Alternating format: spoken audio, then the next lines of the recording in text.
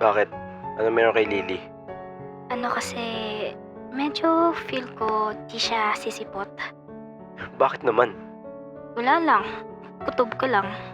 Ah, sabagay. Oo nga pala, no? Babae ka? Ano gagawin natin kapag di siya sumipot mamaya? Okay lang. At least nag-try ako, di ba? Kahit next time lang siguro. Sige.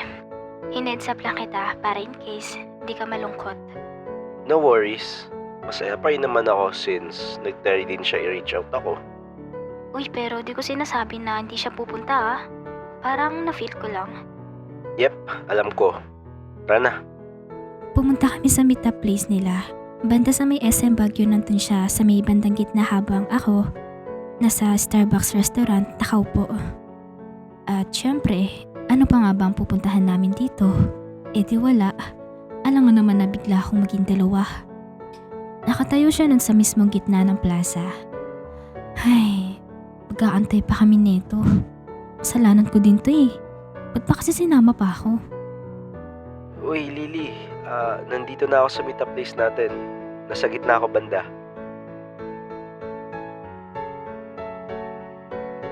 Malalate ka ba, Lily? Willing to wait naman ako. Just tell me na lang, ha?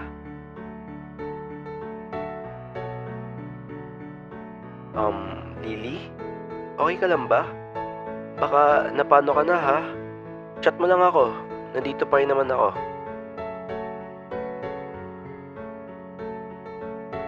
Lily? Makakaabot ka pa ba? Okay lang naman kung hindi. Pero I'll try to wait pa rin. Baka nawalan ka lang ng charge. Gusto ko sana siyang i-chat. Ang problem, naiwan ko kasi yung cellphone ko sa hotel. Sabi niya kasi, i-charge ko yung phone. Kaya kesa i-chat ko siya gamit sa account ni Lily, nilapitan ko na lang siya. Uy, parang di na ata makakaabot yun si Lily. Oo nga eh. 30 minutes na din eh. Pero I'll try to wait. Mag-aantay ka pa ba? Baliw, pag na-late yung babae ng 30 minutes, di na makakapunta yun. Ganun ba yun? Sayang naman. Okay lang yan. Babawi naman siguro yun sa'yo next time. Nakakaya naman. Ang dami pang tao dito. Anong nakakahiya? 30 minutes na akong nakatayo dito. May hawak pa nga akong mga bulaklak. Dami na nga nakatingin sa akin kanina eh. Tapon mo na lang yan. Ha? Ba't ko naman itatapon? Bakit? Ano pa ba gagawin mo dyan? Pag pinaabot mo pa sa next date niya yan, lanta na yan. Di bibigay ko sa'yo. Sa akin? Oo, mag-play along ka na lang. Daming taong nakatingin sa akin dito. Baka sabihin hindi ako sinipot ng date ko. Kunwari, ikaw na lang yung date ko. Pagbibitbitin pa ako nito. Sige na, tignan mo yung guard dun.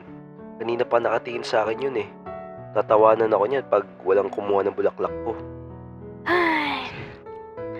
Pero yung kotse ko huwag mo kalimutan. Oo na. Basta next date namin punta ka pa rin ha.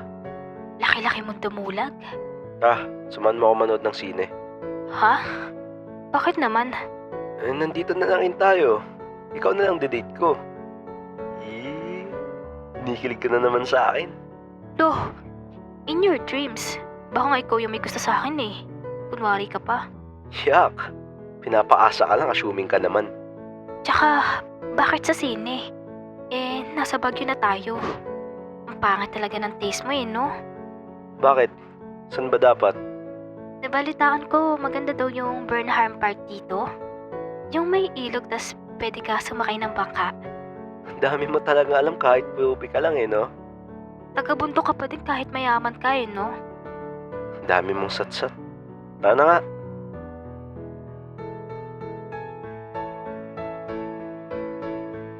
Sayang naman, hindi nakapunta si Lily. Excited pa naman ako makita siya. Ang tagal ko ding inantay yung araw na to. Umasa lang pala ako. Pero ano pa nga ba magagawa ko, diba? Buti na lang sinama ko tong si Feliz. Kung wala tong babaeng to, napahiya na ako dun sa guard. Kanina pa ba naman akong titignan?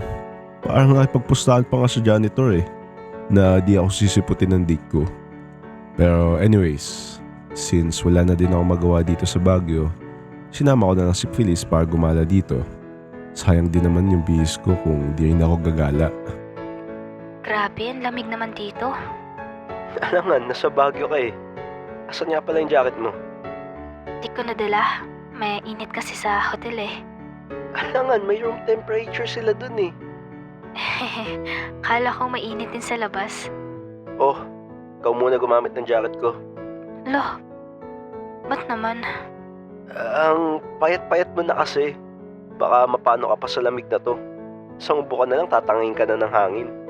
Sus, dami mong sat-sat. Kunwari ka pa, ayaw mo lang magmukhang sweet eh. Nakakadiri ka talaga eh, no? Oo na, oo na. Thank you po. May topak ka talaga. Ang haba naman ng pila dito. Wait nga lang, Oh, saan ka pupunta? aabutan ko lang ng pera si Manong para pasingitin tayo. Hoy, halika nga dito. Bakit? Dito ka lang. Matuto kang pumila. Bakit naman? Pwede ko naman sila bayaran ng extra na lang ha. E di mas mapapabilis oras natin pumila. Tingin mo ba pag nalaman ni Lily yung pagiging ganyan mo, matutuwa siya? Ano bang masama dun? Mukha kang mayabang. Hindi lahat ng bagay na dadala sa pera. Pag nalaman niya ni Lily, automatic matuturn off yun sa'yo. Ganun ba? Halos isang oras tayo mag-aantay nito sa pila sa sobrang dami ng tao. Kailangan mo yung matutunan sa buhay. Kung nagawa mo ang antayin si Lily ng ilang taon, itong isang oras na pila, di mo kaya? Sige na po ma'am, nag-aantay na po. Good. Tumayo ka lang dyan. Antay mo matapos yung iba. Nag-antay kami sa pila na yon ng halos 45 minutes. Grabe, kung alam niyo lang kung gaano ako nangalay pa ako. Pero sa mga sinabi niya sa akin, may kakaiba talaga ako na-feel kay Phyllis. Hindi ko alam kung ano yun. Basta parang may kakaiba lang. Habang nag-aantay din pala kami nun, pinatong ko yung braso ko sa balikat niya. Nangalay na kasi ako eh. Akala ko nga mga asa siya nun, pero bigla lang siyang tumahimik, tas di kumipo. Kinilig si Kupal. O, tayo na daw. Niligawan ba kita? Bobo ka talaga. Tayo na daw yung sasakay. Linawin mo kasi. Ingat po kayo sa pagsakay, ma'am. Sir, Tingin mo malalim to? Oo naman, kita mo ba gaano kalawak dito?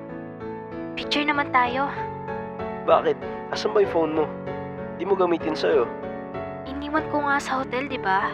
Sabi mo kasi mag-charge ako. Ing-ing ka kasi eh. Sige na, phone ko na gagamitin ko. O, ba't ang layo ng ulo mo?